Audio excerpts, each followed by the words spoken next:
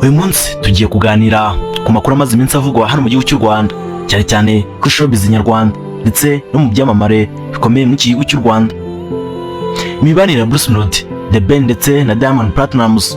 Hari abavuga ko Bruce Melody yaba yarasabwaga amafaranga atagira ingano kugira ngo ahure na Diamond Platnumz cyangwa se ngo bakorane indirimbo, mu gihe The Ben we bivuga ko batamwishyuza kubera ko ari inshuti ye ndetse ko atari n'inshuti ye y'aka kanya, ahubwo ari inshuti ye ya kera mu gihe bose bazamutse bikomeye, baciye mu bihe bitoroshye.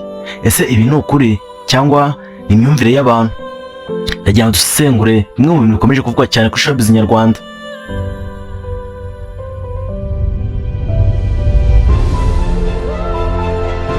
Gusa nuko amakuru akomeje gucicikana mu mbuga nkoranyambaga za mu gihugu cy'u Rwanda no hanze yarwo. Amakuru akomeje kuvuga ko aba bombi nta muntu n'umwe urabasha kuba yakiyegurira umuziki nyarwanda, cyane ko aba bombi bakomeje kugaragaza ihangana, umwe muri bo yiyita umwami wa muzika. Gusa ibyo byose ntibabyemeranywaho, habuze n'umwe uharira undi, ahubwo bose bakomeje guhangana kuko kugeza iyi saha nta muntu n'umwe mu gihugu cy'u Rwanda turabona uhagarariye muzika nyarwanda kuko dukunze kubibona mu bindi bihugu bigiye bitandukanye, yaba muri Afurika cyangwa se mu bihugu by'Uburayi. Gusa nk'uko byagiye bivugwa hagati y'aba bombi bitewe n'ihangana ryabo, Bruce Melody ari kugaragara cyane mu bihugu bya Afurika, ari kuzenguruka apromotinga indirimbo ye Poma Pom yakoranye n'umuhanzi w'umutanzania witwa Diamond Platnumz. Diamond Platnumz nubwo yakoranye igihangano na Bruce Melody, ntibyigeze bikuraho umubano wa The Ben ndetse na Diamond Platnumz, cyane ko ibi byose ngo Bruce Melody ari kubikora yihimura cyangwa se agaragariza abafana be koko niba ari munyakazi, kugira ngo yereke abakunzi be ko nta kidashoboka mu buzima. Nk'uko mwakunze kubona uyu muhanzi Bruce Melody akunze kugaragara ari guhasoringa ku bijyanye n'umuziki nyarwanda, asa nkaho yawukomeyeho.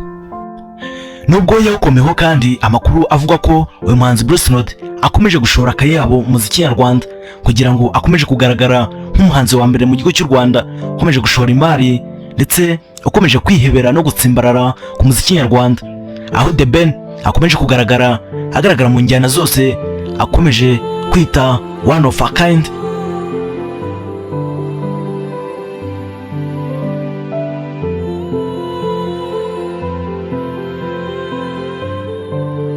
Gusa amakuru avuga ko Bruce Melody mbere yuko agira ikintu avugana na Diamond Platnumz cyangwa se bakorana, abanza kwishyura mbere amafaranga atari make cyane.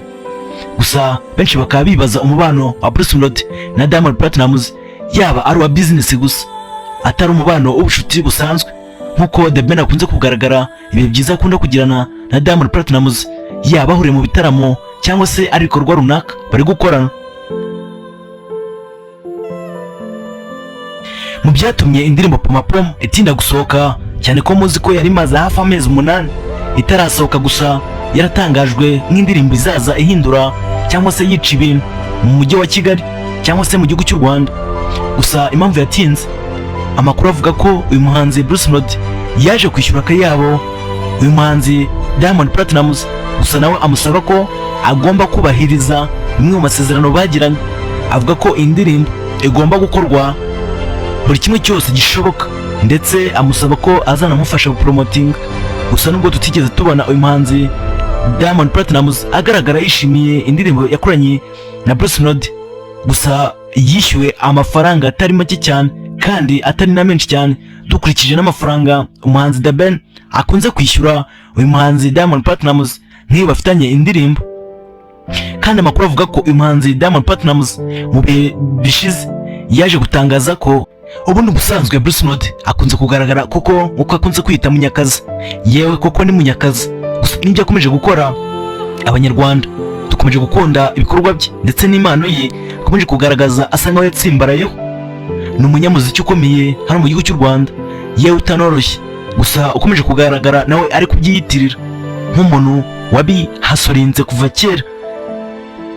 Gusa nubwo umuhanzi Bruce Melody amaze gukorana indirimbo na Diamond Platnumz, abantu bahise bibaza ese Mugisha Benjamin uzwi ku izina rya The Ben mu muziki nyarwanda, abantu baba bamwitezeho iki ko yaba agiye gukora ibintu bikomeye cyane nyuma yuko uyu muhanzi ateye ikirenge mu cye mu kuba yakorana indirimbo na Diamond Platnumz.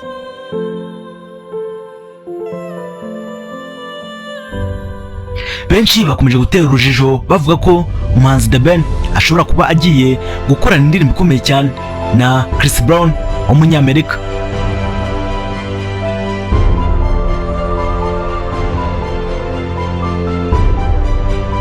Gusa nk'uko bikunze kugaragara muri showbiz nyarwanda, ubundi bavuga ko iyo showbiz nyarwanda itarimo amatiku cyangwa ibintu bijyanye n'ihangana, showbiz idashobora kuryoha, ahubwo mu by'ukuri showbiz ikomeje kuryoha. Ari nayo mpamvu Bruce Melody na The Ben batari gukunda kugaragara basa nkaho bashobora kuba bakorana indirimbo ngo bayihe abanyarwanda bitewe n'ihangana ryabo. Benshi bavuga ko uyu muhanzi The Ben aramutse ahaye collabo Bruce Melody ashobora kuba yitakariza icyizere, kandi nyamara atari ko bimeze, ahubwo ibi byose bishobora gukorwa ari ugushyigikirana kugira ngo bateze imbere umuziki nyarwanda. Gusa bimwe mu bintu The Ben atajya akozwa ni ukuba yakorana indirimbo na Bruce Melody, bitewe n'uburyo bimwe mu bihe bigiye bitandukanye akomeje kugaragara amwataka ku bintu bijyanye n'ibinyoma.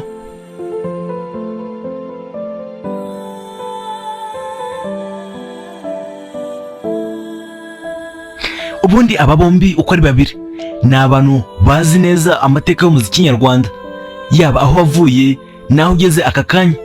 Gusa The Ben avuga ko kugeza uyu munsi wa none umuziki nyarwanda atari uwo gukiniramo.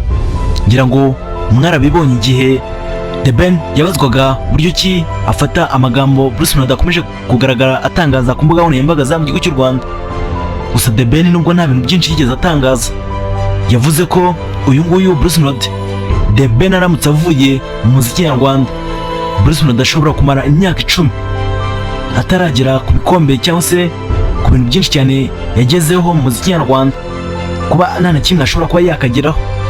Abantu benshi baci ku rondogoro ku mbuga nkoranyambaga bavuga ko The Ben ashobora kuba yihenuye cyangwa yihimuye k'uyu muhanzi nyarwanda Bruce Melody Itaha Iwacu uzwi nka Munyakazi.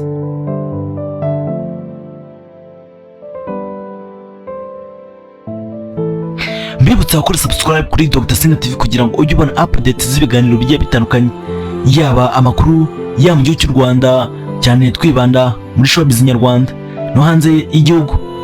Mwibutsa gukora ukazugira kugira ngo ujye ubona update z'ibiganiro bigiye bitandukanye.